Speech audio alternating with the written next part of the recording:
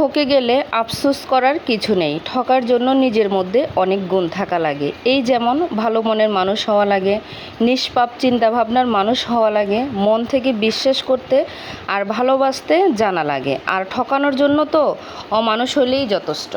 আসসালামু আলাইকুম, শুভ সকাল। কী অবস্থা, কেমন আছেন সবাই? নিশ্চয় আল্লাহর রহমতে ভালো আছেন, সুস্থ আছেন। আলহামদুলিল্লাহ, আপনাদের দয় আমিও ভালো আছি।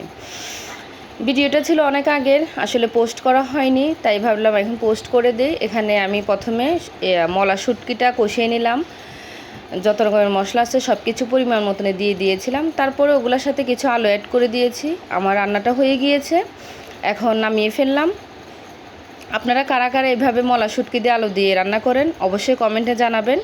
সবাই ভালো থাকবেন, সুস্থ থাকবেন, আমার জন্য দোয়া রাখবেন।